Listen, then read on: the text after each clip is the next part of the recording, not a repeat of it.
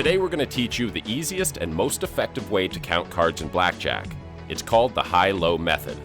Card counting is pretty easy to learn, but before you head to the Blackjack table to put your new skills to work, you have to understand that casinos don't want you counting cards.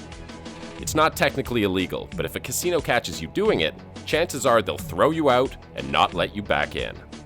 The goal when you're counting cards is to keep track of how many high and low cards are still in the dealer's shoe. When there's more high cards than low cards, it's good for the player, since it's more likely you'll get a blackjack.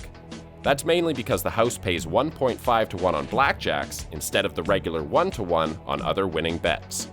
It's better for the dealer when there are more low cards left in the deck, since they're forced to hit on hands less than 17, and they're less likely to bust when there are less big cards. The high-low method organizes cards into 3 groups according to rank. Cards ranked deuce through 6 are assigned a value of +1. 7s through 9s get a value of 0, and 10s, jacks, queens, kings, and aces are -1. The goal is to keep an accurate running count of all the cards revealed by the dealer. The higher the count, the better the odds are for the player. As you start out, it's okay to count each card individually.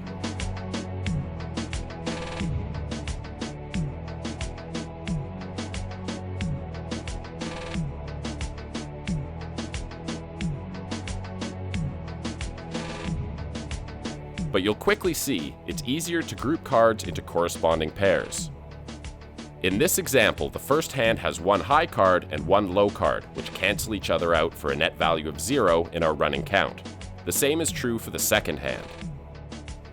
The third hand has 2 high cards for a net value of -2, and the fourth hand has 2 medium cards for a value of 0. With the dealer's 3, the running count is at -1. Keep the running count going as the hand plays out.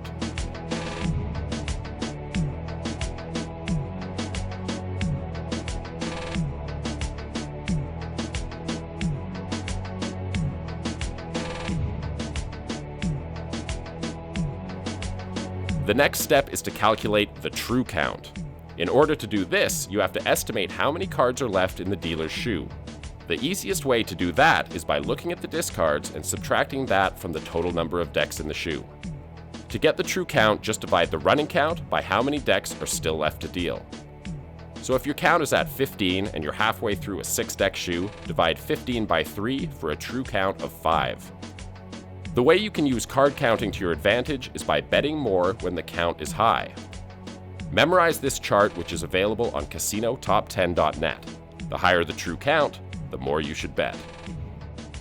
Keep watching Casino Top 10 for more free casino strategy.